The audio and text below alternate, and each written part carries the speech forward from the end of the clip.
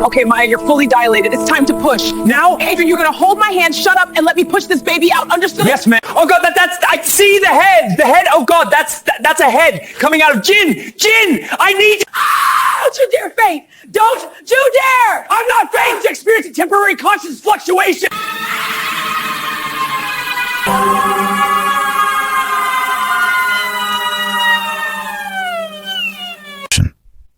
6 months had passed since Maya walked out of her suburban prison and into Adrian DeLuca's dangerous arms. 6 months of learning what it meant to be worshipped, to be possessed, to be loved so fiercely it bordered on obsession. The divorce papers had been filed, but Marcus refused to sign, clinging to the marriage like a life raft in the storm he'd created.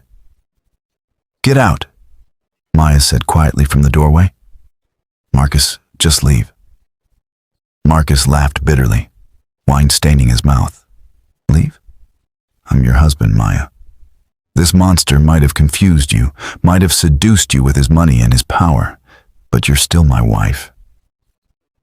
"On paper only," she replied, stepping into the room. She'd changed in these 6 months. Gone was the suburban housewife who accepted neglect as normal. In her place stood a woman who knew her worth, dressed in silk and confidence. "You killed our marriage long before Adrian found me. He just helped me bury the corpse." "Don't be dramatic," Marcus sneered. "You were fine with our life until he filled your head with fairy tales." Adrian moved then, fluid as smoke, positioning himself between Maya and Marcus. "She was dying in your life, withering away while you watered your secretary with attention that belonged to your wife. You don't know anything about our marriage."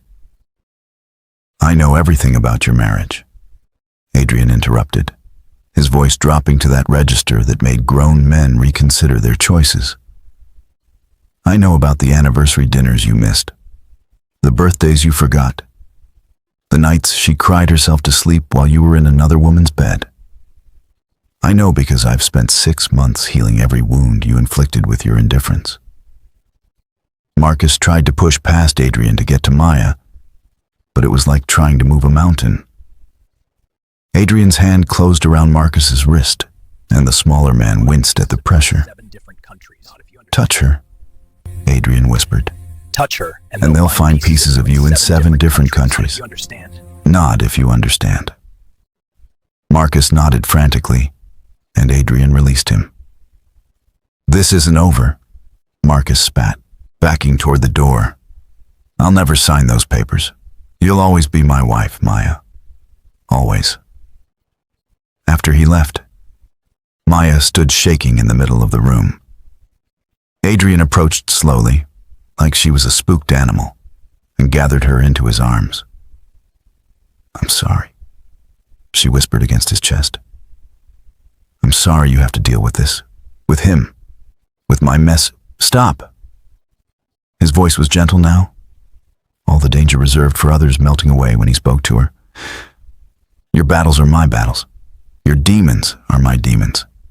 That's what it means to be mine." "He's never going to let go," she said, pulling back to look at him. "He doesn't want me, but he doesn't want anyone else to have me either. Then I'll make him." Adrian's thumb traced her cheekbone, a gesture that had become as familiar as breathing. There are ways to motivate even the most stubborn men. "Adrian, you can't.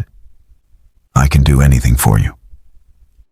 He kissed her forehead, then her nose, then hovered over her lips. "The question is, will you let me?" Before she could answer, his phone rang. The name on the screen made him frown. Dmitry Volkov, the Russian who controlled the Eastern Territories. "I have to take this," he said apologetically. Maya nodded, but as he walked to his office, she heard him say something that chilled her blood. "If this is about Maya, you're playing a dangerous game." She followed, standing in the doorway as Adrian's expression grew darker with each word he heard. "I see," he said finally. And Marcus Chen approached you directly? A pause. No, Dmitri. She's not a bargaining chip. She's not a weakness. She's mine. And that makes her untouchable. Another pause. Then we have a problem. He hung up and turned to find Maya watching him. What did Marcus do? She asked, though she was afraid of the answer.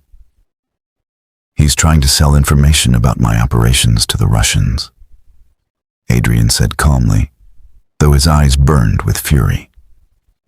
Information he thinks you gave him. But I know, Angel. He's bluffing with an empty hand. But Dmitri doesn't know that. He thinks Marcus has insider knowledge about my shipping routes, my security protocols, things only someone close to me would know. Oh God. Maya sank into a chair. This is my fault. If I hadn't... Adrian was kneeling in front of her in an instant, his hands covering hers. This is not your fault.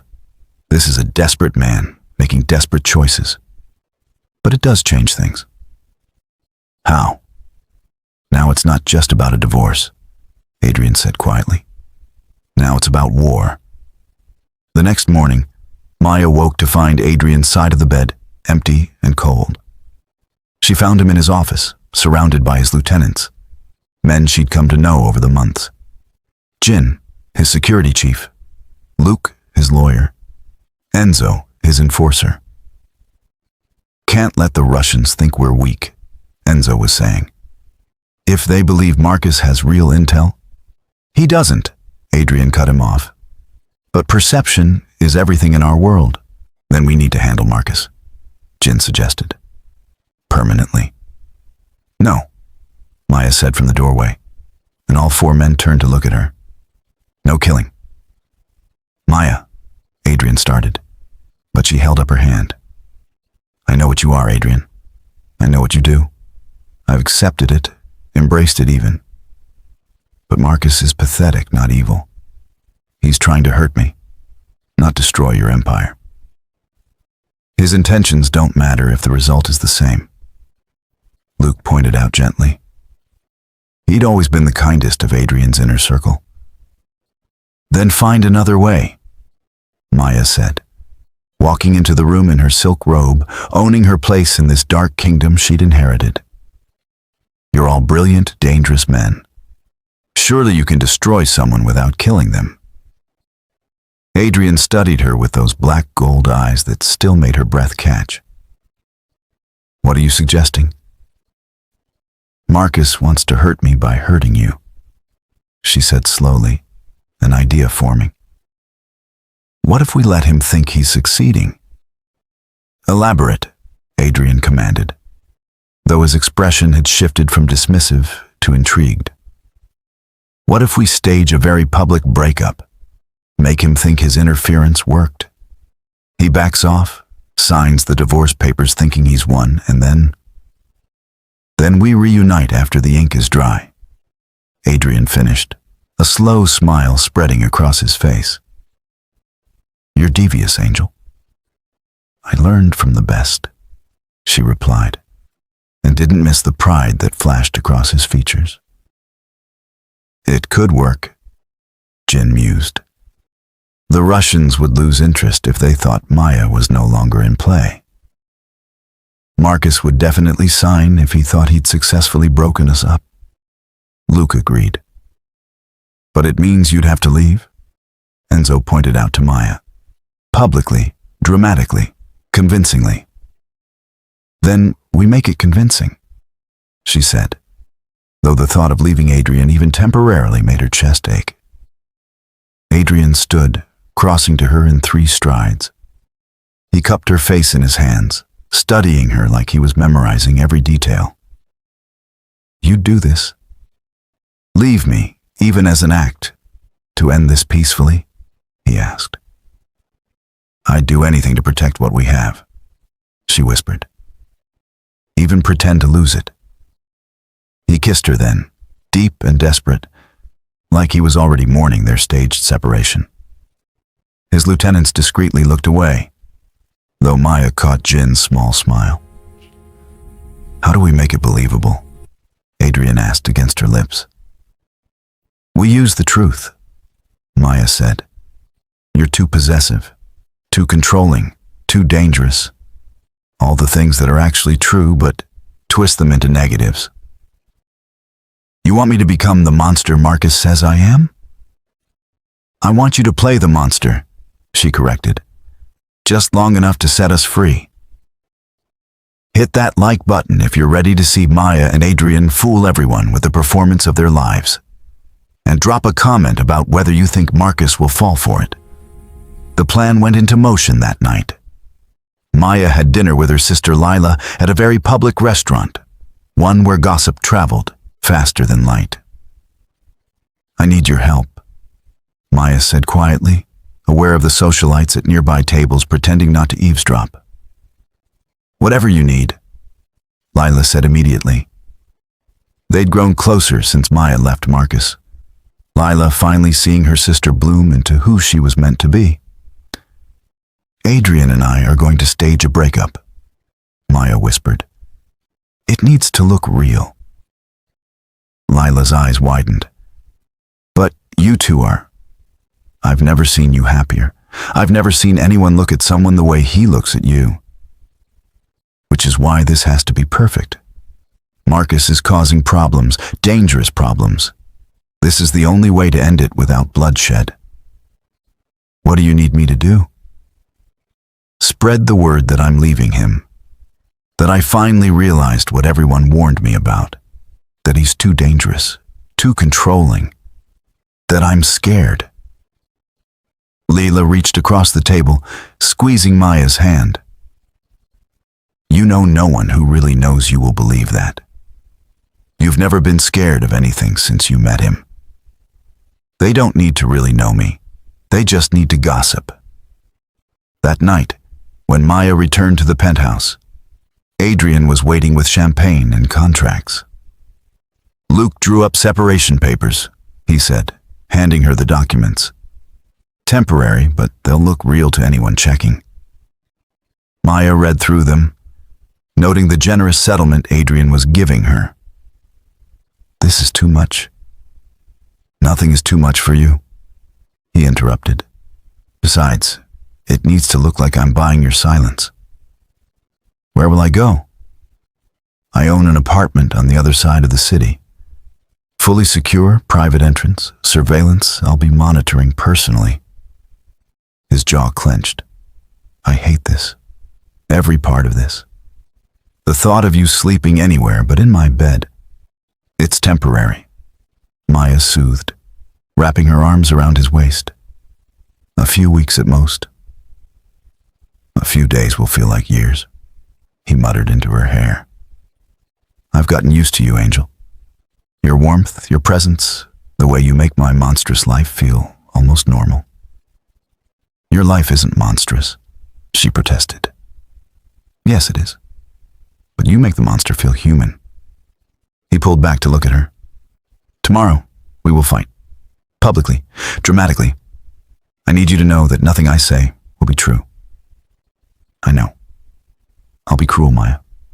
I'll have to be, to make it believable. I know that too. And when this is over, I'm going to worship you for a month straight to make up for every harsh word I have to say. I'll hold you to that, she said, standing on her toes to kiss him. They spent the night memorizing each other, hands and mouths desperate with the knowledge of impending separation. Adrian marked her with deliberate possessiveness, leaving traces of himself that would fade by the time she could return. Maya gave as good as she got, her nails painting roads down his back, her teeth leaving imprints on his shoulder. Mine, he growled against her throat. Always mine, even when we're pretending otherwise. Yours, she agreed, gasping as he proved his possession once again. Only yours. The next morning, they had their staged fight at his restaurant, the one where everyone who mattered in Seoul's underworld gathered for breakfast. Maya had worn a designer dress that Adrian had bought her, knowing she'd be photographed leaving. "You can't control me," she said loudly enough for nearby tables to hear, her voice shaking with manufactured emotion. "I'm not one of your possessions, Adrian. You became mine the moment you saved me," he replied coldly, his expression carved from ice. "Did you think that was temporary? I thought you loved me, not owned me. In my world, they're the same thing." He stood, towering over her in a display of dominance that made other patrons shift uncomfortably. "You don't get to leave, Maya. No one leaves me." "Watch me," she said, standing as well. She threw her engagement ring, the black diamond he'd given her last month, on the table. "I'm done being your pretty cage bird." She walked out, head high, aware of every phone capturing the moment. Outside, she got into a cab instead of Adrian's car, giving the driver the address of her sister's apartment. Her phone exploded with messages immediately. Friends, acquaintances, even reporters who'd somehow gotten her number. But the only message that mattered was from Adrian. "That was perfect, Angel, and absolute torture. Jin is outside your sister's building. You're still protected, even in exile. Marcus called within an hour. I heard about your scene at breakfast," he said, and she could hear the smile in his voice. "Finally came to your senses?" "You were right," Maya forced herself to say. "He's too dangerous, too possessive. I can't breathe with him. I tried to warn you. Men like Adrian de Luca don't love, they own." "Can we meet?" she asked, hating herself for the manipulation, but knowing it was necessary. "I need those divorce papers signed, Marcus. I want to be free of everything." "Of course," he agreed eagerly. "How about tomorrow? My lawyer's office?" "Fine." She hung up and immediately texted Adrian. He took the bait. "Good. Jin will be watching. If he tries anything inappropriate, even looks at you wrong, the deal's off, and I handle this my way." The next day, sitting in the sterile lawyer's office, Maya watched Marcus sign the divorce papers with a flourish. He looked triumphant, like he'd won some great victory. "I knew you'd come back to reality," he said, sliding the papers across to her. "Adrian de Luca was never right for you. You need someone stable, normal." "Someone like you?" Maya asked, unable to keep the sarcasm from her voice as she signed her name. "I know I made mistakes," Marcus started, reaching for her hand. She pulled away. "You made choices. There's a difference. We could try again." "No." She stood, papers in hand. "We're done, Marcus. No, we're This done, was about Marcus. freedom, This not was about reconciliation." freedom, not reconciliation. "You'll regret leaving him," Marcus said, but now he sounded bitter. "Women like you always go back to men like him. The danger becomes addictive." "Maybe," she agreed, "but that's no longer your concern." She walked out, divorce papers clutched to her chest, and found Jin waiting by a black car. "Mr. De Luca says congratulations on your divorce," he said with a small smile. "He also says to please wait at least a week before you come home, for appearances." A week. It seemed like an eternity. That week was the longest of Maya's life. She stayed in the apartment Adrian had arranged, a beautiful space with floor-to-ceiling windows and every amenity. But it wasn't home. Home was where Adrian was. They couldn't risk phone calls or texts beyond the strictly necessary. Any communication could be monitored, used against them if their ruse was discovered. But every night, she'd find something. A delivered dinner from her favorite restaurant. Fresh flowers with no card. A book she'd mentioned wanting to read. He was taking care of her, even from a distance. On day 6, Dmitry Volkov himself showed up at her building. Maya watched from her window as the Russian crime lord's motorcade pulled up, her heart racing. She immediately texted Jin, who was stationed nearby. "Volkov's here. Don't answer, don't engage. Adrian is on his way." But Dmitri was already in the elevator. Somehow he'd bypassed security. When the knock came, Maya grabbed the gun Adrian had left in the nightstand, holding it behind her back as she approached the door. "Ms. Chen," Dmitri's accented voice came through the door. "I know you're there. I just want to talk." "We have nothing to talk about. We have Adrian to talk about. Open the door or I'll have my men open it for you." Maya opened it, but kept the chain on. Dmitri stood there in an expensive suit, looking like a silver fox with his premature gray hair and sharp features. 2 bodyguards flanked him. "You left him?" Dmitri observed, rather dramatically from what I hear. "What do you want?" "To offer you an opportunity. Your ex-husband came to me with information about Adrian's operations. Information that proved incorrect. But you would have real information, wouldn't you?" "I'm not betraying Adrian," Maya said immediately. "Even after he showed his true colors? Even after he tried to cage you like a bird?" "Even then." Dmitri smiled slowly. "How interesting. You leave him but remain loyal. That speaks to feelings that run deeper than your public breakup suggests." Before Maya could respond, she heard commotion in the hallway. Adrian appeared behind Dmitri, and the temperature seemed to drop 20 degrees. "You're in my building," Adrian said quietly. "Talking to my woman." Dmitri turned slowly, seemingly unsurprised. "Your woman? I heard she left you." "You heard what we wanted you to hear," Maya said, stepping out from behind the door, the gun now visible in her hand. "Marcus is a fool who fell for an obvious ploy. I expected better from you, Dmitri." Understanding dawned in the Russian's eyes, followed by something like admiration. "You played us all." "We protected what's ours," Adrian corrected, moving past Dmitri to pull Maya against him.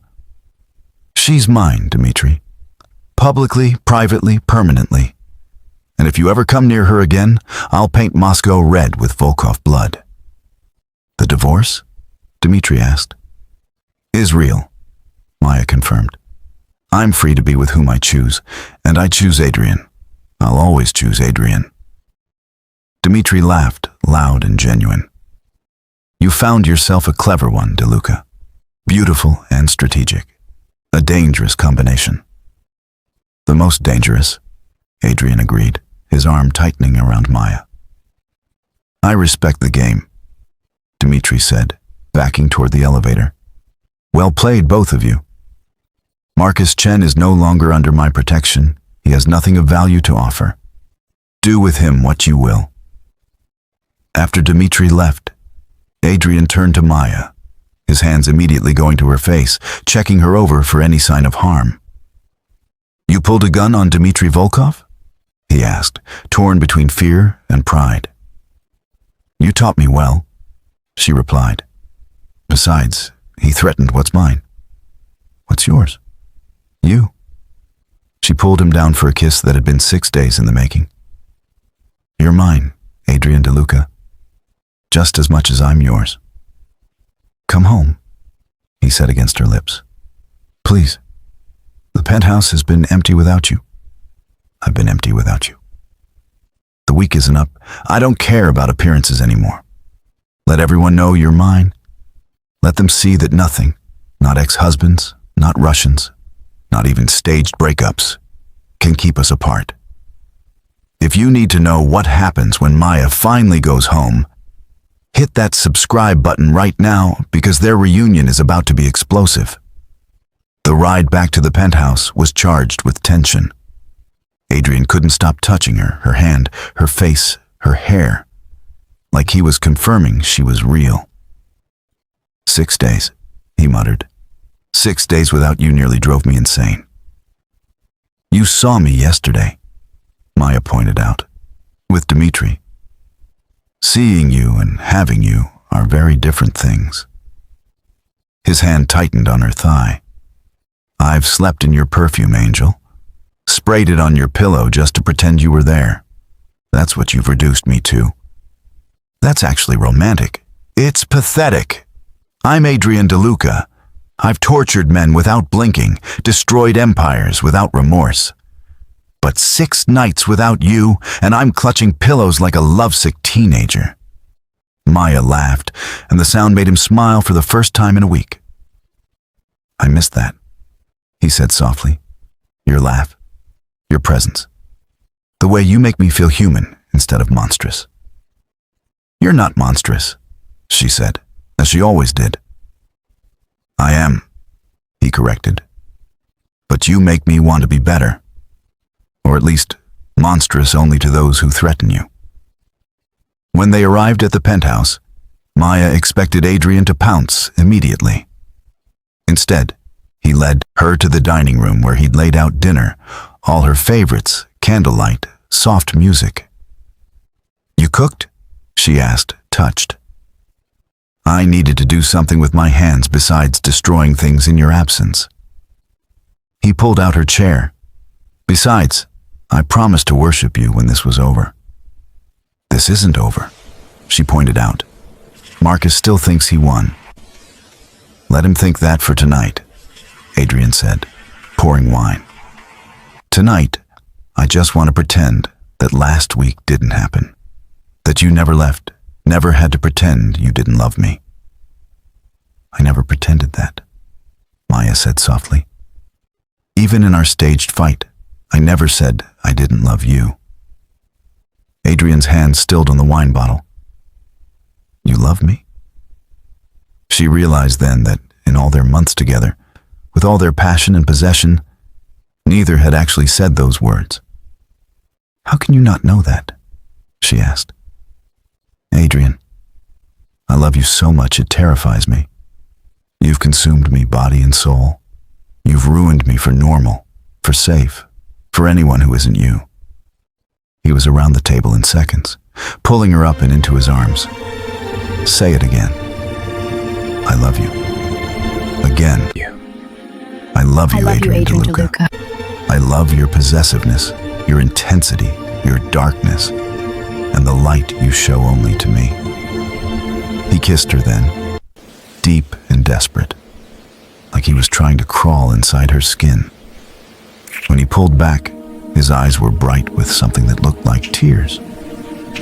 I've loved you since you saved me, he confessed. Loved you before I knew your name. You were this angel in a parking lot, hands covered in my blood, and all I could think was mine. You were mine before you knew it, before I could claim you, before I had any right to even think about it. Adrian, I love you in ways that should terrify you, he continued. Obsessively, possessively, permanently. I love you like a sickness, like a religion, like a man who'd burn down heaven if you were in hell. That's exactly how I want to be loved, she whispered. Dinner was forgotten after that. Adrian carried her to their bedroom, laying her down like she was something precious, something breakable, something worthy of worship. I'm going to erase every minute we were apart, he promised, his hands already working on the buttons of her dress. I'm going to mark you so thoroughly that everyone will know you're mine from across a room.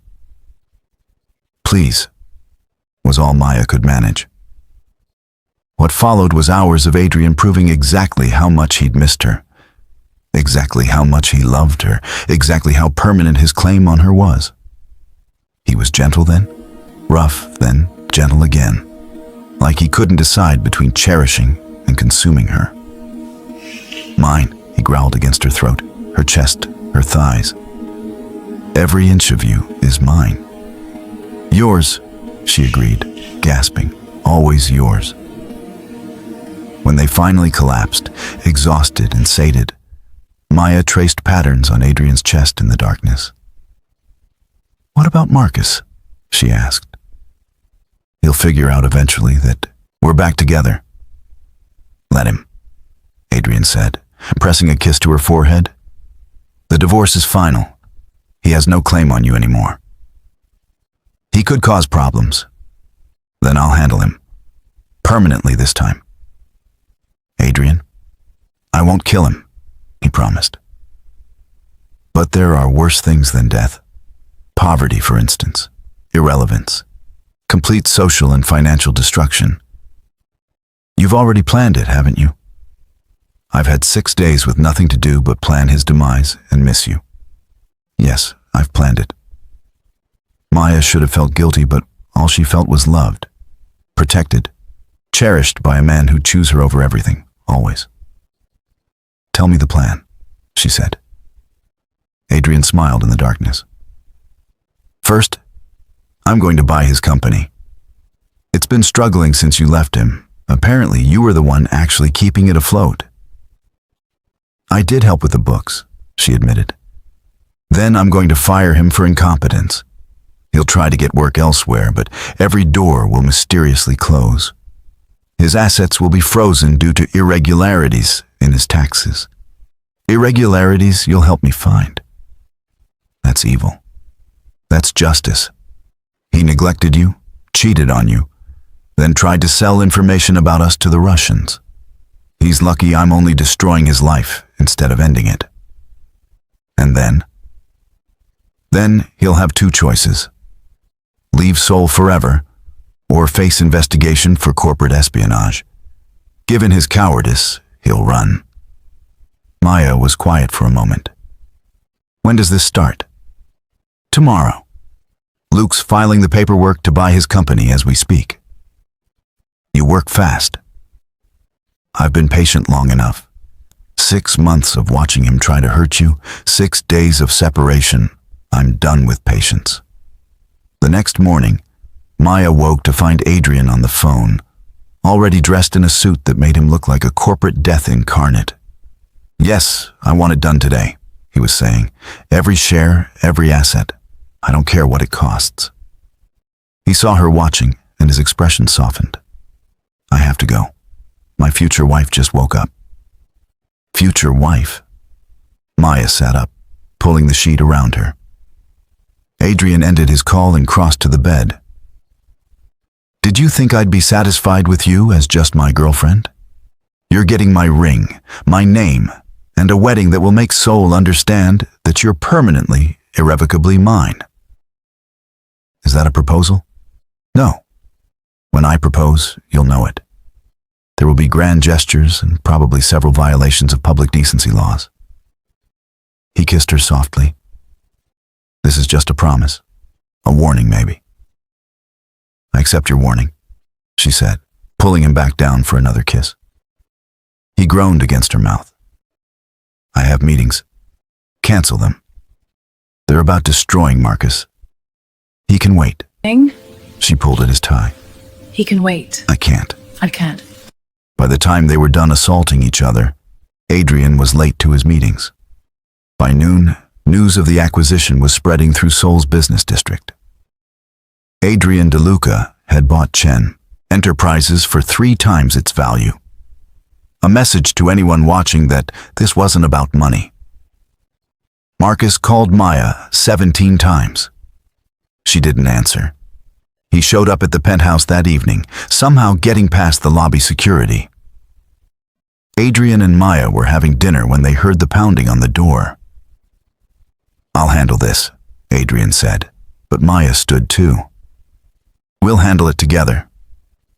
They opened the door to find Marcus disheveled, desperate, and slightly drunk. "You played me," he accused, pointing at Maya. "The whole breakup was fake." "The breakup was a strategy," she corrected. "Something you'd understand if you'd ever actually paid attention to who I am instead of what you wanted me to be. I loved you. You loved the idea of me. The safe, stable, boring wife who'd never challenge you, never outshine you, never demand more than the crumbs you offered. And he's better? Marcus gestured wildly at Adrian. He's a criminal, a killer. He's mine, Maya said simply. And that's all that matters. You destroyed my company for her, Marcus said to Adrian. Was it worth it? I'd destroy countries for her, Adrian replied calmly. Your company was barely an inconvenience. This isn't over. Yes, it is. Adrian pulled out his phone, showing Marcus a video. This is you, meeting with Dmitry Volkov, trying to sell him information about my operations. That's corporate espionage at best, treason at worst in our world. Leave Seoul tonight, or this video goes to every crime family from here to Moscow. Marcus went pale. You can't. I can. I will. Unless you disappear. Adrian's voice was deadly soft. You have 6 hours. Marcus looked at Maya one last time. You've changed. You've become like him. Cold. Cruel. No, Maya said. I've become myself. The self you never wanted to see. Strong, strategic, and completely, utterly his. Marcus left, and they never saw him again. Later they'd hear he'd fled to Australia, starting over with nothing but the clothes on his back and the memory of the empire he'd lost by not valuing what he had. It's done, Adrian said, pulling Maya against him. You're free. I'm yours, she corrected. There's a difference. No, Angel, there's not. Drop a comment right now about whether Maya should have a big wedding or elope with Adrian, because this man is not waiting much longer to make her officially his. 2 weeks later, Adrian took Maya to his private island in the Philippines. She thought it was a vacation, a chance to celebrate their freedom from Marcus's interference. She didn't expect the rose petals covering every surface of their villa. She didn't expect the string quartet on the beach at sunset. She definitely didn't expect Adrian to drop to one knee in the surf, pulling out a ring that caught the dying light like trapped fire. Maya Chen, he began, and his voice actually shook. You saved my life in more ways than one. You showed me that love didn't have to be weakness, that possession could be mutual, that a monster could be loved by an angel. Adrian, let me finish, or I'll lose my nerve. He took a breath. I'm not an easy man to love. I'm possessive, obsessive, and I've killed men for looking at you wrong. I'll never be normal, never be safe, never be the white picket fence husband you probably once dreamed of. I don't want normal. But I promise you this, he continued, the ring trembling in his hand. I will love you with every dark, twisted, devoted part of my soul. I will worship you until my last breath.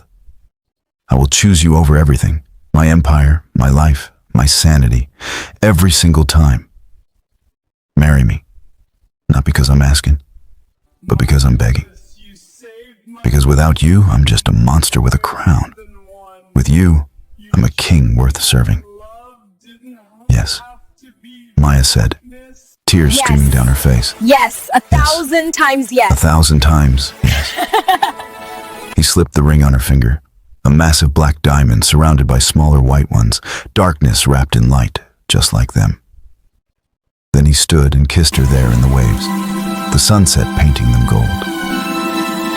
I want to marry you tomorrow, he said against her lips. Tomorrow. I've waited long enough. 6 months of you being mine, but not mine completely. I want my ring on your finger, and my name is yours. What about a wedding? Guests? Planning? Do you want all that? Adrian asked as he studied her face. Because I'll give you any wedding you dream of. 1,000 guests or just us? A cathedral or a beach? Traditional or something that would scandalize everyone? Tell me what you want, and it's yours. Maya thought about it for a moment. I want your inner circle there. Jin, Luke, Enzo, my sister. And I want it here on this beach, where you just promised to choose me over everything. Tomorrow, then. Tomorrow. They were married as the sun rose. Maya in a simple white dress Adrian had somehow procured overnight. Him in black pants and a white shirt, barefoot in the sand. Jin stood as Adrian's best man, trying to look stern but failing to hide his smile. Lila cried through the entire ceremony, especially when Adrian's vows made even Enzo tear up. "I vow to love you possessively, but not oppressively," Adrian said, his hands holding Maya's like she might disappear. "To protect you from everything but your own dreams. To be your monster when you need defending and your man when you need loving. To give you the world, piece by bloody piece, if necessary. I vow to love your darkness and your light," Maya replied, her voice steady despite her tears. "To be your angel when you need saving and your devil when you need encouragement. To stand beside you in every boardroom and every battleground. To choose you, always, even when you're being impossibly overprotective." "Especially then," Adrian corrected, making everyone laugh. When they kissed, the sun broke fully over the horizon, painting the world gold and pink and perfect. Gin popped, champagne. Lila threw rose petals, and Enzo actually smiled, a rare sight that marked the occasion as truly special. "So, Mrs. DeLuca," Adrian said against her lips, the new name sending shivers down her spine. "How does it feel to be married to Seoul's most dangerous man?" "Like coming home," she answered honestly. "Like finding where I was always meant to be. In my arms, in your world, in your life, in your heart. You're not in my heart, Angel. You are my heart. The only good thing in my very bad world." They spent a week on the island, barely leaving their villa, making up for the 6 days of separation with interest. Adrian was insatiable, marking every inch of her with his possession, his devotion, his overwhelming love. "Mine," he'd whisper against her skin, like a prayer or a promise. "Yours," she'd answer, always, because it was the simplest truth in her complicated new life. When they returned to Seoul, the news of their marriage had already spread. Some were scandalized, the suburban divorcee who'd captured the Mafia king. Others were impressed, the woman who'd tamed Adrian DeLuca. But Maya didn't care what anyone thought. She had her dark king, her dangerous love, her perfectly imperfect life. She'd traded suburban safety for criminal royalty, and she'd never been happier. "Any regrets?" Adrian asked one night, finding her on the penthouse balcony overlooking their city. "Only one," she said, turning in his arms. "What?" "That I didn't meet you sooner. Think of all the time we wasted while I was being Marcus's afterthought." "We didn't waste it," Adrian corrected, kissing her temple. "We were being prepared for each other. You were learning your worth so you could handle being treasured. I was building an empire worthy of my future queen." "Your queen? What else would you call the woman who rules Seoul's underworld alongside me?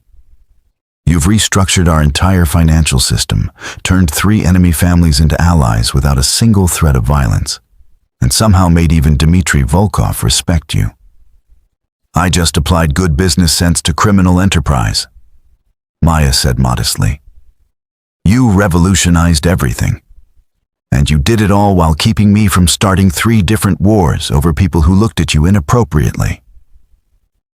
You can't kill everyone who finds me attractive, Adrian. Watch me."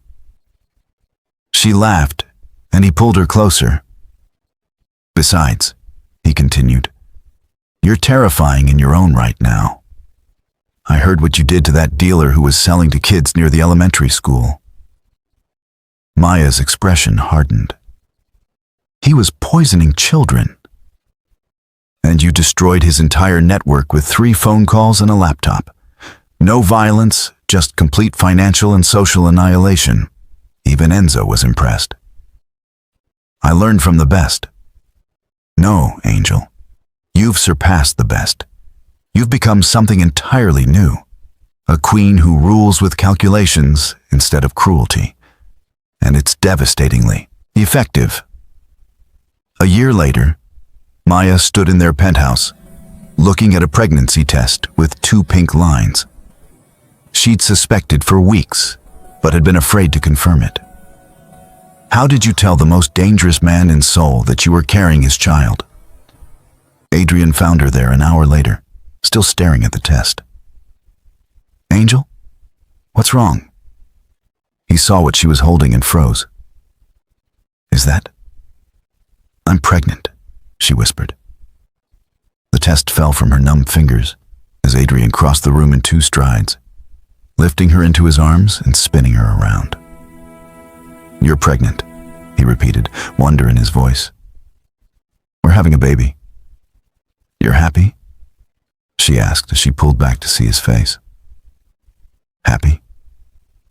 Adrian set her down gently, his hands immediately going to her still flat stomach.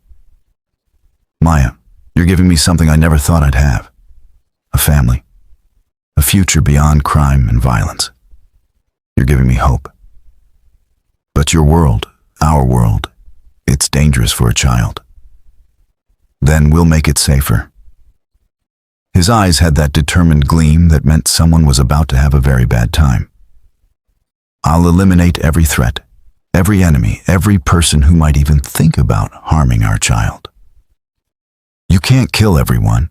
I can try. Adrian. Fine. I'll only kill the immediate threats. The rest I'll let you destroy financially. She laughed, then started crying, hormones and emotion overwhelming her. Adrian gathered her against him, stroking her hair. We're going to be parents, she said against his chest. You're going to be the most terrifying mother in Seoul, he said with clear admiration. Our child will be brilliant and strategic and probably slightly psychotic if they take after both of us. That's not reassuring. It's realistic. But they'll also be loved, protected, and taught that family is everything. They'll have what neither of us had. Parents who choose each other and them above all else. Promise? I promise, Mrs. DeLuca. Our child will have everything. If you've made it this far, you absolutely need to hit that subscribe button to see what happens when Seoul's most dangerous couple becomes parents. Comment below what you think. Boy or girl? And will they inherit Maya's strategic mind or Adrian's ruthless intensity? The pregnancy changed everything. Adrian, already protective, became absolutely paranoid. He hired 3 additional security teams, had Maya followed by no less than 6 guards at all times, and once tried to convince her that conducting all business from a panic room was perfectly reasonable. It started small, almost sweetly. The morning after Maya told him about the pregnancy, she woke to find Adrian had installed motion sensors in their bedroom. What are these? She asked groggily, pointing at the blinking red lights. Security upgrades, Adrian replied, already dressed and typing furiously on his phone. They detect any movement within a 50-foot radius of you while you sleep. Adrian, we live in a penthouse. The only things within 50 feet are clouds and very confused birds. Exactly. Now I'll know if even the birds get too close, he said seriously. Maya sat up, rubbing her eyes. You're joking. I never joke about your safety. He finally looked up from his phone. I've also hired a food taster. A what now? Someone to test all your meals for poisons, allergens, anything that could harm you or the baby. Adrian DeLuca, Maya said slowly. If you hired someone to eat my breakfast before me, I will divorce you and marry Dmitry Volkov out of spite. Adrian's eye twitched. You wouldn't. Try me. I'm pregnant and hungry. I'm capable of anything. He sighed dramatically. Fine, no food taster.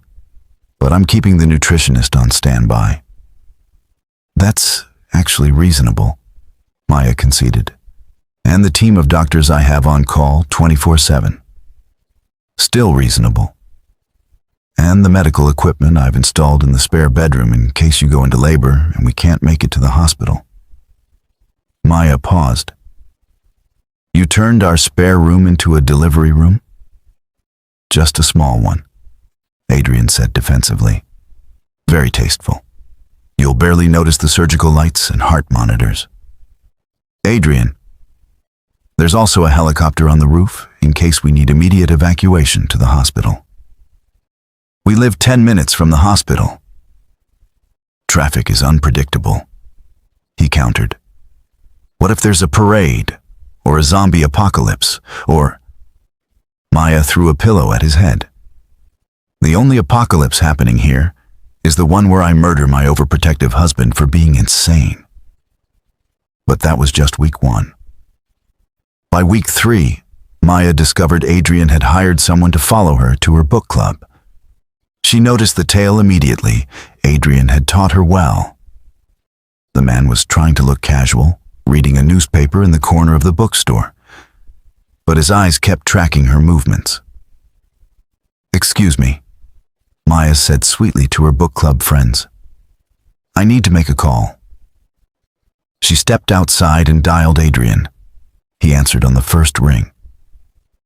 Angel, is everything okay? Are you hurt? Is the baby... Why? Maya interrupted calmly. Is there a man following me at my book club? Silence. Adrian.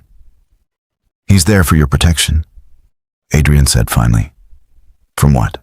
Aggressive literary discussions? Paper cuts from dangerous novels? You're being sarcastic, but book clubs can be very contentious. Remember when they were discussing that romance novel and Mrs. Kim threw her wine at Mrs. Park? That was because Mrs. Park slept with Mrs. Kim's husband, not because of the book. See? Dangerous, Adrian said triumphantly. I'm going to walk over to your man right now and tell him to leave, Maya threatened. He won't listen to you. He only takes orders from me. Then I'll seduce him and make him change sides. Maya! Adrian's voice was scandalized. You're pregnant with my child. Exactly. Which means I'm hormonal, unpredictable, and completely capable of staging a coup in your security team if you don't call off your dog. He's not a dog. He's a highly trained professional. Adrian. Fine, he grumbled. But he stays outside. And if I hear even one raised voice from that book club, you'll what? Storm in and arrest them for literary criticism? Don't tempt me. Maya hung up and walked back inside, making direct eye contact with the security guard and waving cheerfully. He had the decency to look embarrassed. Week 5 brought what Maya would later call the grocery store incident. She was shopping for ingredients to make Adrian's grandmother's pasta sauce, a craving that had hit her at 2 in the morning. She'd convinced Adrian she'd be fine with just 2 guards, a major concession on his part. What she didn't know was that Adrian had also stationed men at every exit, 2 on the roof and 1 dressed as a janitor who kept mysteriously mopping the same spot near the produce section. She was examining tomatoes when she heard a commotion by the entrance. A man had walked in wearing a bulky coat, and immediately 3 of Adrian's hidden security materialized around him. Sir, we need you to remove your coat, one said firmly. What? Why? It's cold outside, the confused customer protested. Remove the coat or we'll remove it for you, another guard threatened.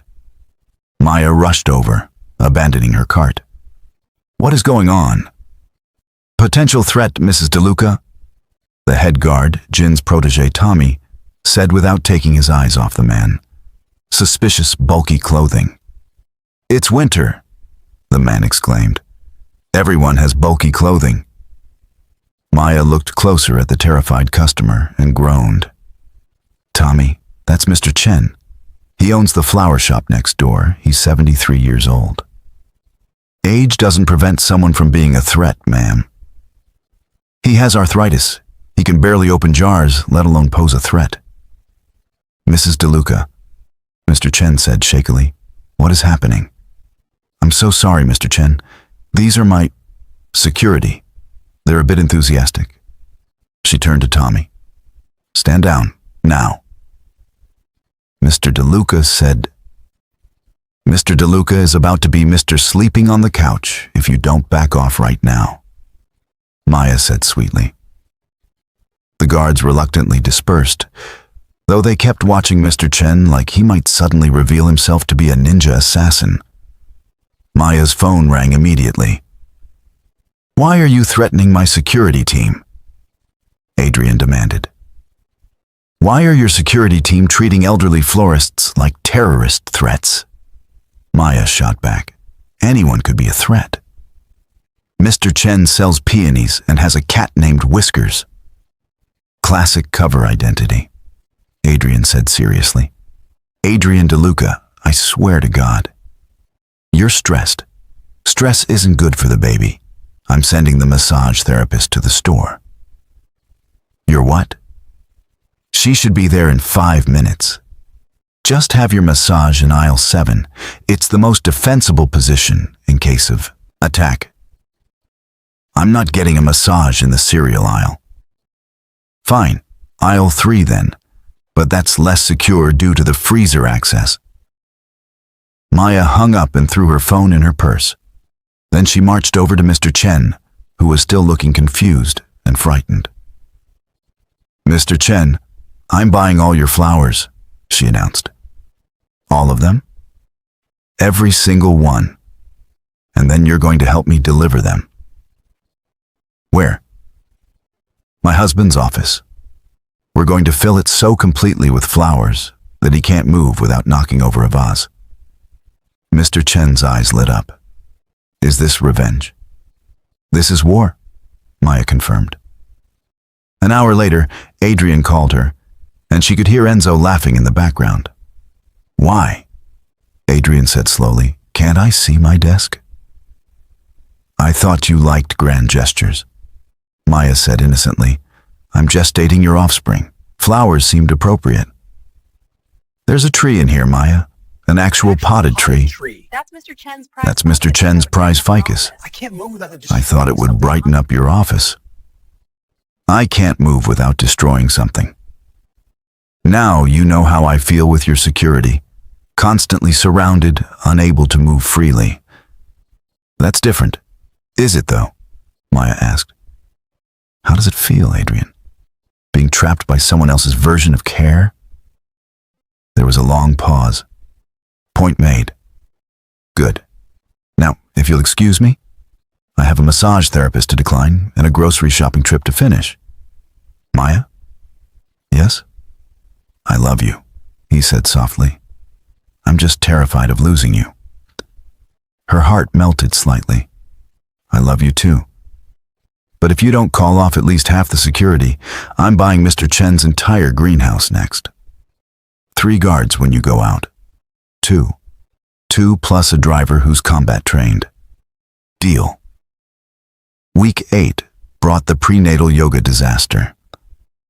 Maya had signed up for a prenatal yoga class, thinking it would be a nice, calm activity that even Adrian couldn't object to. She was wrong. She arrived at the yoga studio to find that Adrian had bought the entire building. "What do you mean he owns it now?" she asked the confused receptionist.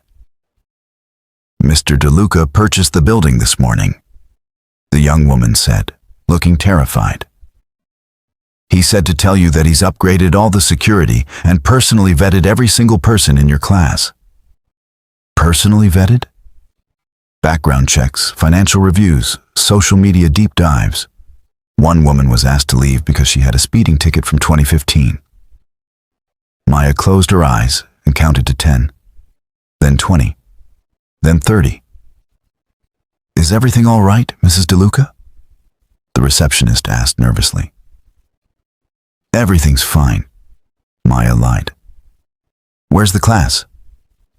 She walked into the yoga room to find only 3 other pregnant women, all looking deeply uncomfortable.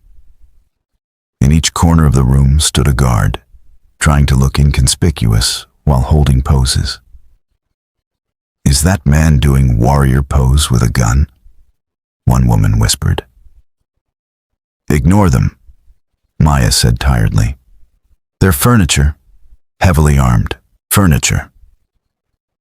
The instructor, a usually serene woman named Lotus, looked like she was about to cry. "Mrs. DeLuca, your husband interviewed me for 2 hours this morning. He wanted to know my teaching credentials, my medical training, and inexplicably, my thoughts on the economic situation in Southeast Asia." "That sounds like him," Maya muttered. "He also insisted I add self-defense moves to the prenatal routine." "I'm sorry, what?" Lotus demonstrated a position. "This is warrior pose transitioning into a throat strike." "That's insane." "That's what I said, but he offered to triple my salary." Maya's phone buzzed. It was a text from Adrian. "The throat strike is very effective. Practice it." She looked up at the corner of the room and found a camera. Of course he was watching. "Excuse me for one moment," Maya said sweetly. She walked directly to the camera and smiled. Then she held up both middle fingers and maintained eye contact for a full 30 seconds. Her phone rang immediately. "That's not very zen of you," Adrian said. "Buying a building so you can monitor my yoga class isn't very sane of you." Maya shot back. "I'm protecting our child." "From what? Aggressive meditation? Dangerous deep breathing?" "You joke, but improper breathing techniques can reduce oxygen to the baby." "Adrian, I'm going to say this once," Maya interrupted. "Either you let me have one normal pregnancy activity, or I'm going to start taking up actually dangerous hobbies out of spite. Skydiving, perhaps, or mixed martial arts, or competitive alligator wrestling." "You wouldn't." "Try me. The pregnancy hormones are making me feel very adventurous." There was a long silence. "Fine. I'll remove the guards from inside the room. And? And I won't watch the class. And? What else could you possibly want, woman? I want you to return the building to its original owners and apologize to Lotus for terrorizing her." "I don't apologize." "You do now. You're about to be a father. Set a good example." Adrian groaned. "You're going to be the death of me." "Only if you keep being ridiculous." Week 12 brought what Jin would later refer to as the international incident. Maya had planned a simple lunch with her sister Lila at a new French restaurant downtown. What she didn't know was that the restaurant was in disputed territory between Adrian's organization and a visiting Yakuza delegation from Japan. She was halfway through her soup when 20 men in suits surrounded their table. "Oh, for fuck's sake," Maya muttered, causing Lila to choke on her wine. "Did you just curse?" Lila whispered. "You never curse." "Pregnancy has expanded my vocabulary," Maya said, then louder. "Gentlemen, I'm trying to have lunch with my sister. Whatever this is, it can wait." One of the Yakuza members stepped forward. "Mrs. DeLuca, your presence here is unexpected. It's a restaurant. People eating here shouldn't be unexpected. This territory is under negotiation. This table is under my reservation," Maya countered. "And unless someone is actively dying, you're all going to back up and let me finish my soup." "Ma'am, We can't. One of Adrian's men started. Maya's phone rang. She held up a finger, silencing everyone.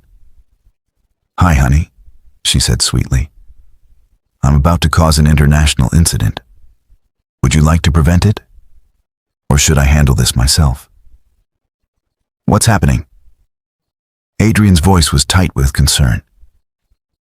"Your men and some lovely Yakuza gentlemen are having a standing contest around my table. My soup is getting cold. I'm 3 minutes away. That's 2 minutes and 59 seconds too long. My pregnancy craving for French onion soup is about to override my diplomatic instincts. Maya, do not threaten the Yakuza." "Would I do that?" she asked innocently, then looked directly at the lead Yakuza member. "Sir, what's your name?" "Yamamoto," he answered, looking confused. "Well, Mr. Yamamoto, I'm 4 months pregnant. I haven't slept in 3 days, and my husband has turned my life into a maximum security prison. I'm hormonal, exhausted, and potentially homicidal. Do you really want to be the person who stands between me and my soup?" Yamamoto actually took a step back. "Furthermore," Maya continued, standing slowly, "I'm sure your organization doesn't want to be known as the one that harassed a pregnant woman during lunch. The optics are terrible. Imagine what the other families would say. The fearsome Yakuza, terrorizing expectant mothers and their sisters. Not very honorable, is it? We meant no disrespect. Then show some respect and back away from my table." The men looked at each other uncertainly. Maya sighed dramatically.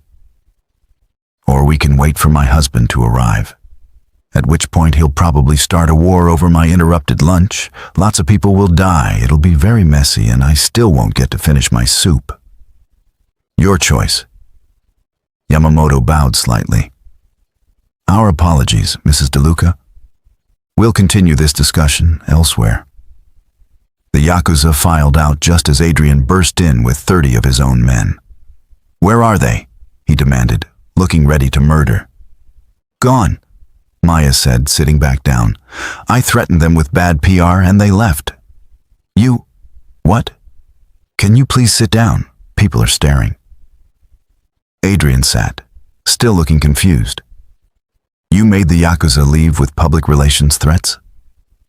"Pregnancy is very empowering," Maya said, returning to her soup. "Also, this is delicious. Want some?" "You're terrifying," Lila whispered in awe. "You just faced down 2 crime organizations over soup." "I've had a long week," Maya said. Then to Adrian, "We need to talk about your security measures. They're necessary. They're excessive. I can't have lunch without starting a territory war." "That wasn't about security. That was about..." "Adrian," Maya interrupted, her voice dangerously calm. "I'm growing your child. I'm patient with your paranoia. I'm understanding of your fears. But if I can't even eat soup in peace, we're going to have problems." Adrian studied her for a moment, then pulled out his phone. "Jin?" "Yes. New protocol. Maya gets a 5-block neutral zone wherever she goes. No business, no disputes, no territory discussions. I don't care if the Pope himself shows up to negotiate. If Maya's within 5 blocks, everyone stands down." He hung up and looked at her. "Better?" "It's a start," Maya conceded. "Now order something. You're too thin." "I'm thin. You made me sleep in the guest room for 3 nights. Because you tried to put a tracking chip in my prenatal vitamins. That was for your safety. That was insane." Lila looked between them. "You two are deeply disturbed."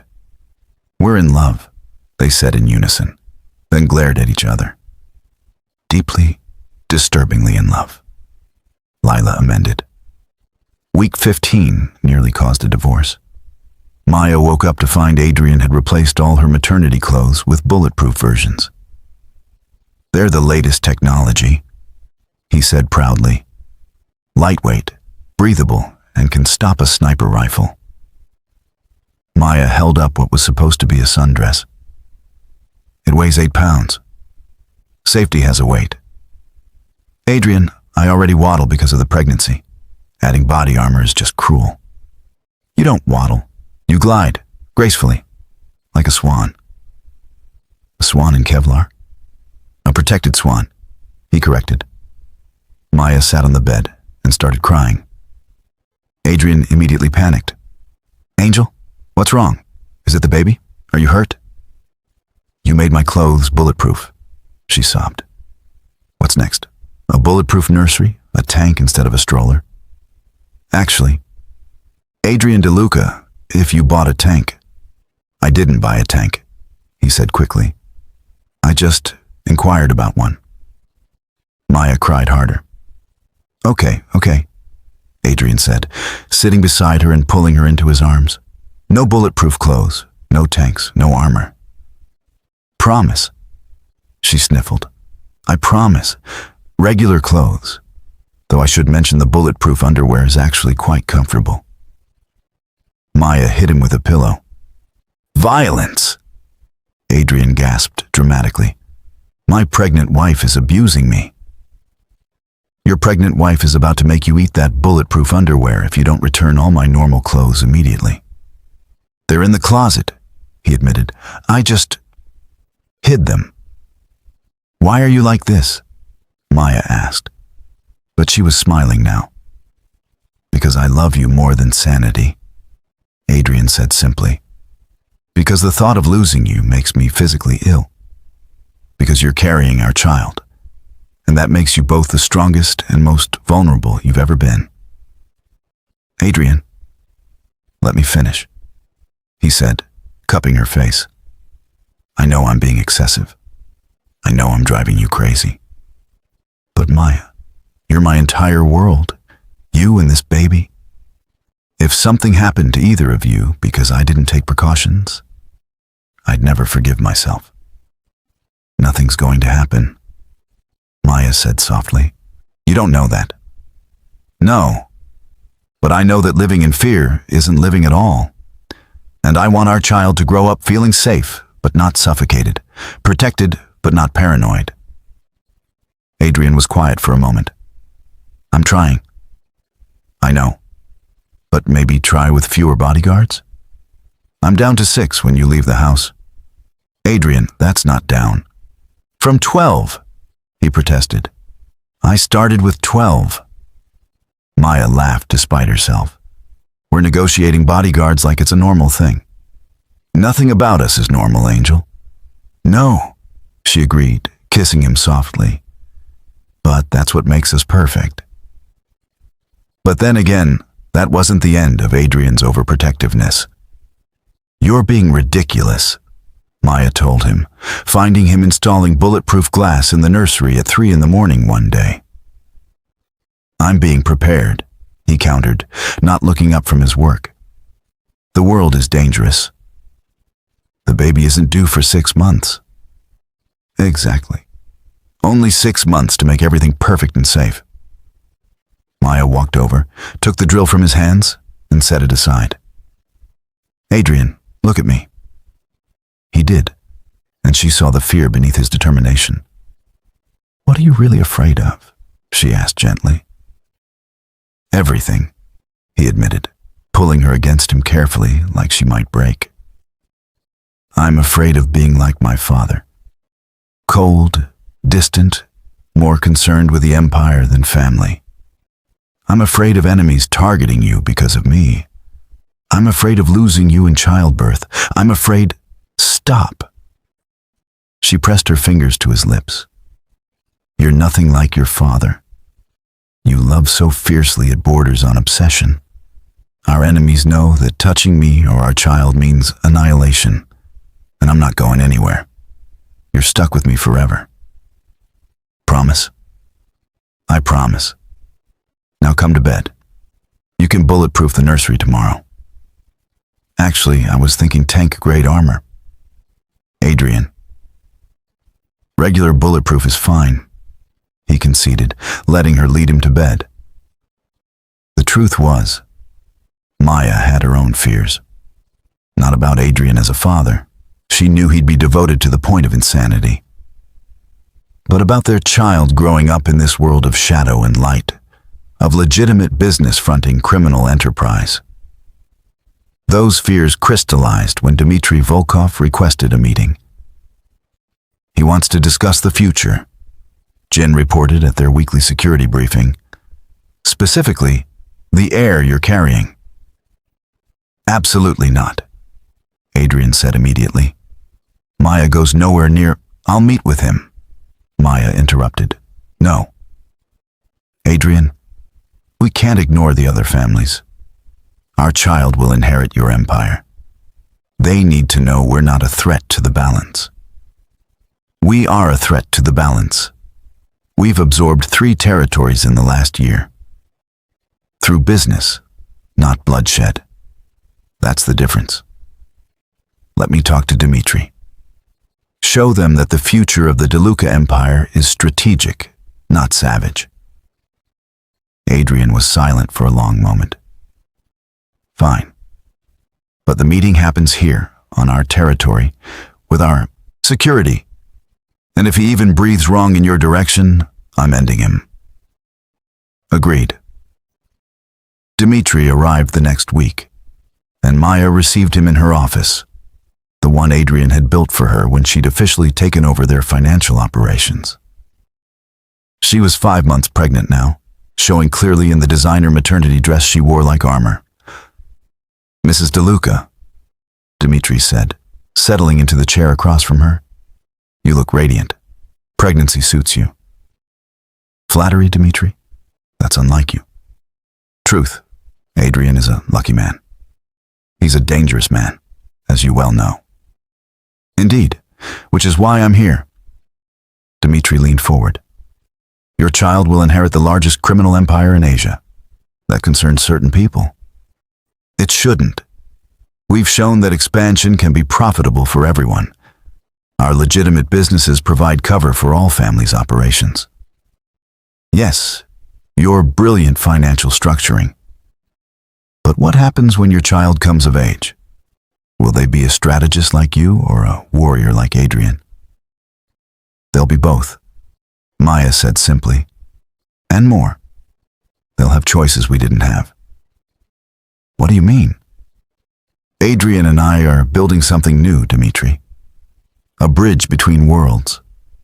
Our child won't have to choose between legitimate and criminal. They'll master both. They'll be educated, refined, and absolutely lethal when necessary. Dmitry smiled slowly. You're raising a prince or princess of a new age. We're raising our child. The rest will follow naturally. The other families want assurances. The other families will get what they've always gotten from us. Profitable partnership or complete destruction. Their choice. You've become quite formidable, Mrs. DeLuca. I was always formidable. I just needed the right environment to bloom. That night, she told Adrian about the conversation. You threatened the Russian mob while pregnant with our child, he said, a mix of fear and awe in his voice. Do you have any idea how insanely attractive that is? Everything's attractive to you lately, Maya laughed. Yesterday you got turned on watching me balance spreadsheets. You were decimating our competitors' profit margins. It was beautiful. He pulled her onto his lap carefully. You're beautiful. Terrifying and beautiful. Sweet talker. Truth teller. His hand rested on her belly, feeling the baby move. Our child is going to rule the world. Or at least Seoul. To start with. The baby, a girl they'd learned, was born during a thunderstorm, because of course she was. Adrian nearly killed 3 nurses for not moving fast enough, threatened to buy the entire hospital when they wouldn't let him in the delivery room immediately, and actually did buy the entire maternity wing when Maya screamed particularly loudly. It started at 3 in the morning, with Maya shaking Adrian awake. Adrian, she said calmly. Wake up. He shot up immediately, hand already reaching for the gun under his pillow. What's wrong? Who's attacking? How many? No one's attacking. My water just broke. Adrian froze completely, like someone had hit pause on his entire existence. Then, suddenly, he exploded into motion. The baby's coming, he shouted, jumping out of bed and running straight into the wall in his panic. Adrian, Maya gasped, torn between concern and laughter. Are you okay? Forget about me, he yelled, blood running from his nose. We need to get you to the hospital. Where's the go bag? Where are my keys? Where are my pants? You're wearing pants, Maya pointed out, breathing through a contraction. Adrian looked down. He was indeed wearing pants. Also shoes for some reason. Why are you wearing shoes to bed? Maya asked. In case we needed to leave quickly, Adrian said, as if this was perfectly logical. Jin, Marco, Enzo, code red. The baby is coming. Within seconds, their bedroom door burst open, and half of Adrian's organization poured in. I meant to ask, Maya said mildly. Why are there 20 people in our bedroom? Security, Adrian barked, then pointed at different people rapidly. You, call the hospital. You, get the car. You, clear the route. You, stop bleeding on my wife. That last one was to Marco, who had apparently run into the doorframe in his haste. Why is everyone injuring themselves? Maya asked. I'm the one in labor. We've been training for this for months, Enzo explained, then immediately tripped over the ottoman. Training? Maya repeated. For what? Slapstick comedy? Another contraction hit, and Maya gripped Adrian's hand, causing him to yelp. Angel, you're breaking my fingers, he whimpered. You put this baby in me, Maya growled. You can suffer a little too. Fair point, Adrian squeaked. Jin appeared with a wheelchair, looking like the only competent person in the room. Mrs. DeLuca, your chariot awaits. Thank you, Jin. At least someone. Maya stopped mid-sentence as Jin promptly rolled the wheelchair directly into the bed. Never mind. The storm, Adrian suddenly shouted. There's a thunderstorm. The roads will be wet. Yes, Adrian, that's how rain works. Maya said patiently. We need the helicopter. We are not taking a helicopter in a thunderstorm, Maya said firmly. The boat, then. Adrian DeLuca, if you try to deliver this baby on a boat, I will divorce you during labor. The panic room has medical equipment. Adrian. He stopped, looking at her with wild eyes. His nose was still bleeding, his hair was standing up in 12 different directions, and he was wearing one dress shoe and one sneaker apparently. Breathe, Maya instructed. You breathe. You're the one in labor. I am breathing. You're hyperventilating. Adrian took a shaky breath. Okay. I'm calm, I'm collected. Someone get my pregnant wife to the hospital right now, or I'll kill everyone in this room. Very collected, Maya said dryly. Somehow, they made it to the car. Adrian had mobilized what looked like a presidential motorcade. 6 black SUVs, 2 ambulances, just in case, he'd said, and inexplicably, a fire truck. Why is there a fire truck? Maya asked as another contraction hit. Traffic clearing, Adrian said, gripping the steering wheel so tight his knuckles were white. Also, they have medical equipment. Adrian, you're going the wrong way. He slammed on the brakes, did a U-turn that would have been impressive if it wasn't terrifying, and nearly took out a mailbox. Maybe I should drive, Jin suggested from the back seat. Nobody drives my pregnant wife but me, Adrian roared. You're doing 90 in a residential zone, Maya pointed out. The baby's coming. Not in the next 30 seconds. Thunder crashed overhead, and the rain intensified. Adrian somehow went even faster. If you crash this car and kill us before our daughter is born, I will haunt you, Maya threatened. Noted, Adrian said, running a red light. They screeched into the hospital emergency entrance, and Adrian literally carried Maya out of the car despite her protests that she could walk. My wife is having a baby, he shouted to the entire emergency room. Everyone stop what you're doing and help her. Sir, we need to check her in first, a nurse began. Check her in later. Baby now. Adrian, please stop yelling at the medical professionals, Maya said, then gasped as another contraction hit. She's in pain, Adrian yelled at the nurse. Why aren't you helping? What kind of hospital is this? Sir, if you'll just calm down. Calm? My wife is having my baby, and you want me to be calm? Dr. Reynolds appeared, looking harried. Mr. DeLuca, we've been expecting you. Finally, someone competent, Adrian said. Get her a room now. We need to check how dilated she is first. I'll buy this hospital, Adrian threatened.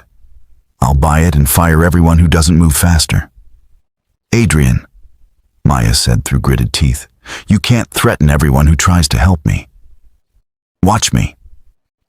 They got her to a room, and a nurse tried to help her into a hospital gown. Adrian immediately intervened. Who are you? Where are your credentials? Have you been background checked? Adrian, Maya snapped. Let the nice nurse do her job. She could be anyone, an assassin, a kidnapper. She's 5 feet tall and 60 years old. The perfect cover, Adrian insisted.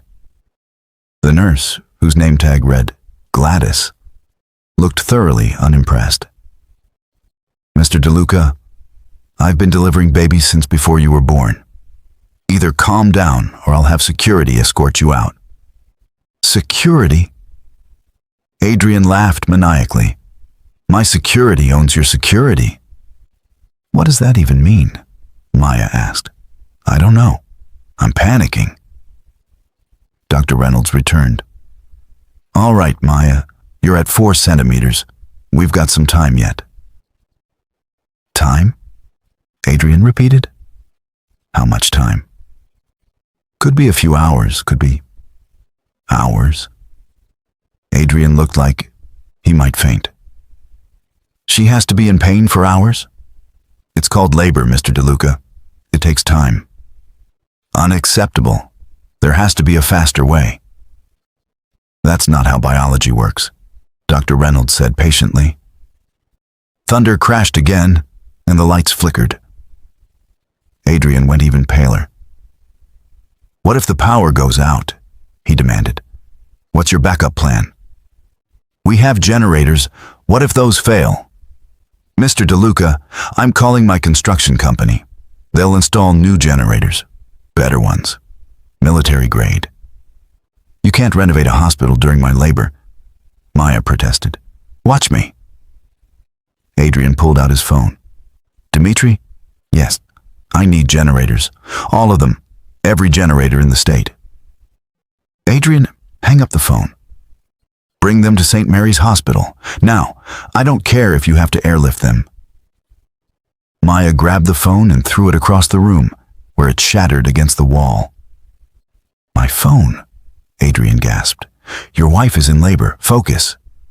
I need to coordinate. You need to hold my hand and stop terrorizing the staff. Another contraction hit, stronger this time. Maya squeezed Adrian's hand, and he whimpered. Jin, he yelled. Jin, she's hurting me. Jin poked his head into the room. Sir, that's typically what happens during labor. Make it stop. I can't stop labor, sir. Then what good are you? Adrian, Maya said dangerously. If you don't calm down, I'm banning you from this room. You can't ban me. I'm the father. I'm the one pushing a human out of my body. I have all the power here. Adrian looked genuinely terrified at this prospect. I'll be good, I promise. I'll be calm. That lasted exactly 3 minutes. A new nurse came in to check Maya's progress, and Adrian immediately started an interrogation. Name? Excuse me? Your name, full name. Include any aliases. Sir, I'm just here to... Aliases. Adrian, Maya shouted. Stop it. She could be working for Dimitri. Why would Dimitri care about our baby? Revenge, jealousy, general evil. The nurse slowly backed out of the room. I'll get someone else. You scared away another one, Maya said. Good, she was suspicious. She was wearing cartoon scrubs. The perfect disguise. Marco appeared in the doorway. Boss, there's a problem. What now? Adrian demanded. The fire truck got stuck in the parking garage. How does a fire truck get stuck? Enzo was driving it. Why was Enzo driving a fire truck? You told him to secure all emergency vehicles. I didn't mean steal them. Oh. Should I tell him to return it? It's stuck in the parking garage. Maya started laughing, which turned into a groan as another contraction hit. She's laughing and in pain, Adrian announced to everyone. Is that normal? Someone tell me if that's normal. Dr. Reynolds returned, looking increasingly frustrated. Mr. DeLuca, we need to discuss your behavior. My behavior is perfect. You've made 3 nurses cry. They were too slow. You threatened to have someone deported. She took too long getting ice chips. She's from New Jersey. Then I'll deport her to New Jersey. That's not how deportation works. I'll make it work. Adrian, Maya interrupted. I need you to step outside for a moment. What? No, I'm not leaving. Just for a minute, please. Adrian looked torn between refusing and obeying his pregnant wife. Finally, he kissed her forehead and stepped out. Maya immediately looked at Dr. Reynolds. Sedate him. I can't sedate your husband. Then I'm going to kill him before this baby arrives. That would be inconvenient. Doctor, I love that man more than life itself. But if he doesn't calm down, there's going to be a murder in the maternity ward. Dr. Reynolds sighed. I'll see what I can do. Outside, Adrian was pacing like a caged tiger, while Jin, Marco, and Enzo watched. She kicked me out, Adrian said, sounding devastated. My own wife kicked me out. You did threaten to deport someone to New Jersey, Jin pointed out. She was moving slowly. She was 8 months pregnant herself, Marco said. Whose side are you on? The side of not getting murdered by Mrs. DeLuca, Enzo said wisely. Thunder crashed again, and the lights flickered more dramatically. The generators, Adrian shouted. Where are my generators? Sir, you can't actually install generators during a storm, Jin said patiently. Then what good is owning a construction company? For construction, during normal weather. Nothing about this is normal. Dr. Reynolds appeared. Mr. DeLuca, your wife would like you to return.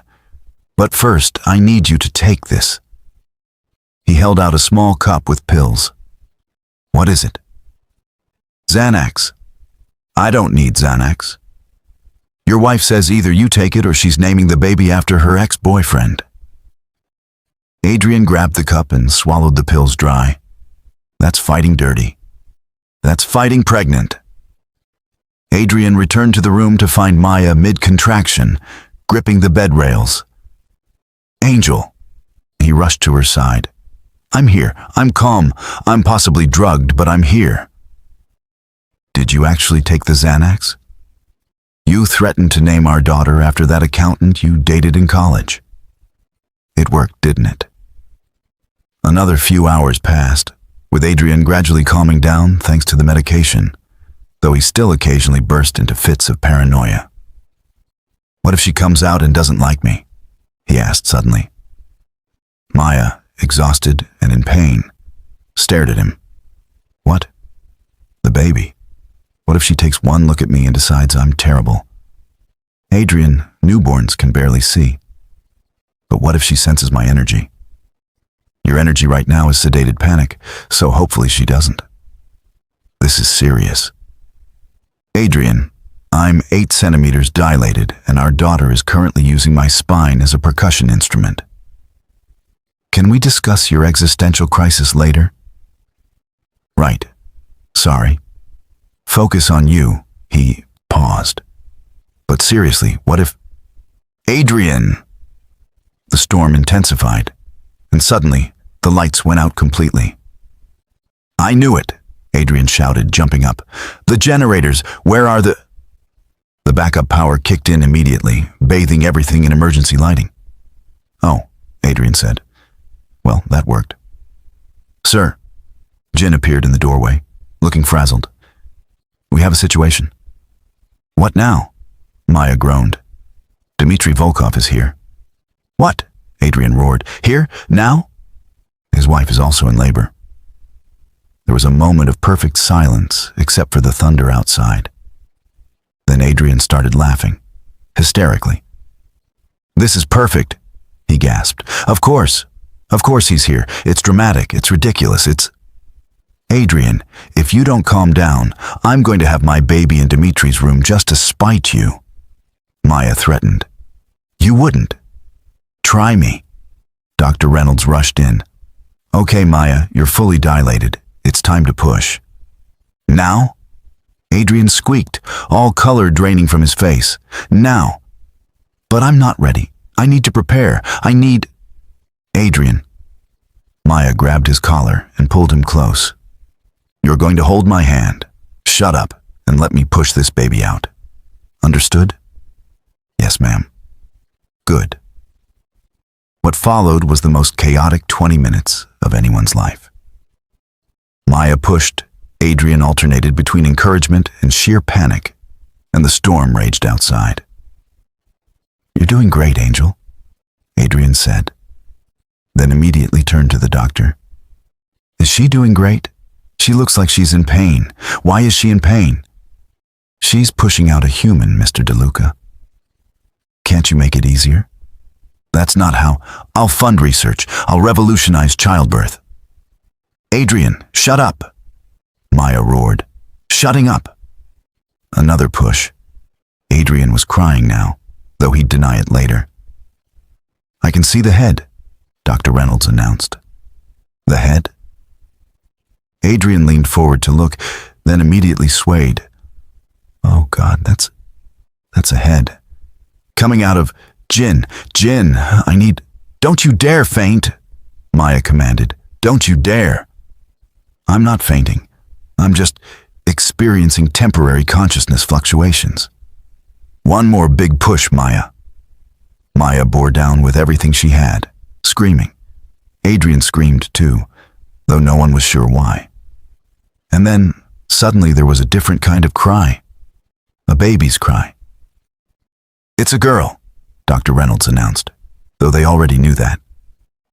Adrian stood frozen, staring at the tiny, squirming, perfect human that had just entered the world. Is she okay? He whispered. She's perfect, Dr. Reynolds assured him, cleaning the baby off. Would you like to cut the cord? Adrian's hands shook as he took the scissors. What if I hurt her? You won't, Maya said softly, exhausted but smiling. Adrian cut the cord with the concentration of someone defusing a bomb, then immediately burst into tears as the nurse placed the baby on Maya's chest. She's so small, he sobbed. So perfect, so ours. Yes. Maya laughed, crying too. She's ours. Look at her tiny fingers, her tiny nose, her tiny everything. Adrian, are you okay? No, he wailed. I'm a father. I have a daughter. I'm responsible for this tiny, perfect human. And what if I mess up? What if I'm terrible? What if... The baby opened her eyes and seemed to look right at him. Adrian stopped mid-panic. "Hi," he whispered. "Hi, baby. I'm your dad. I'm probably going to be overprotective and drive you crazy and embarrass you in front of your friends, but I promise I'll love you more than anything in the world." The baby yawned. "She's already bored of my speeches," Adrian said in wonder. "She's definitely your daughter." "Our daughter," Maya corrected. "What should we name her?" Adrian was quiet for a moment, then smiled. "Serena. It means peaceful, because she's the only one who could bring peace to my chaos." "Serena de Luca," Maya tested. "I love it." Thunder crashed one more time, as if the universe was giving its approval.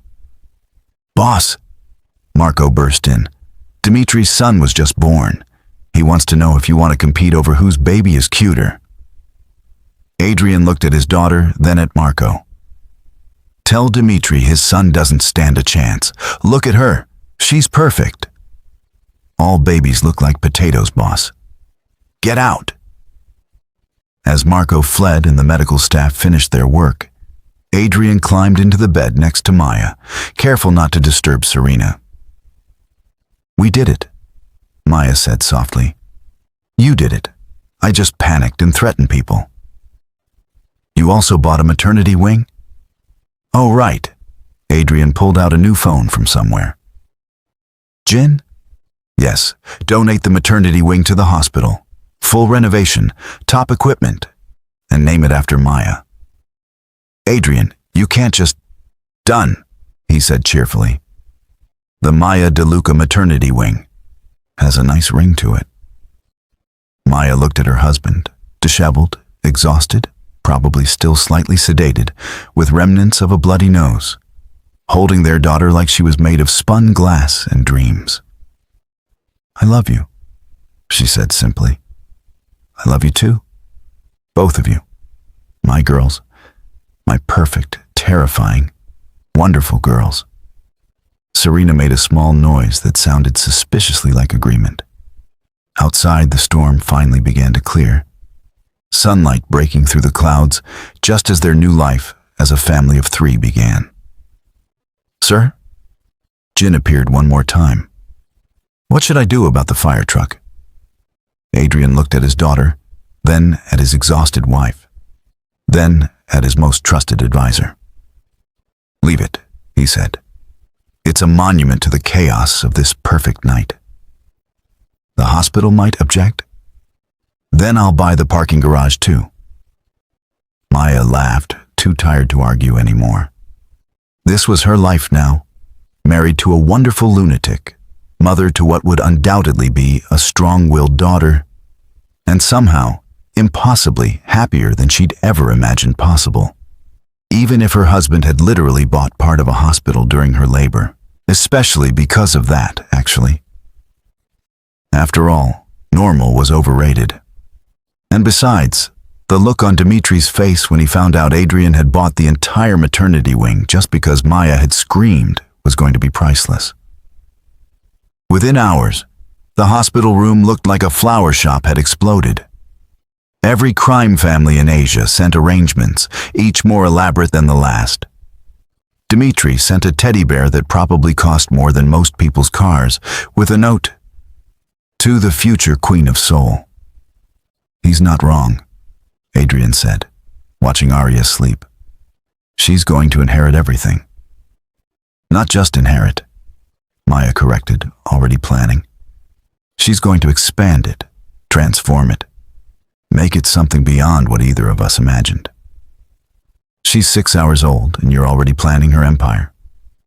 "She's a De Luca. Planning empires is genetic." Adrian laughed, then grew serious. "I want her to have choices," he said. "Real choices. Not like us, forced by circumstance and survival."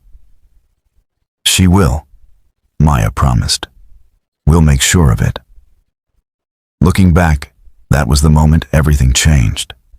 Not when Maya saved Adrian, not when they married, not even when they destroyed Marcus.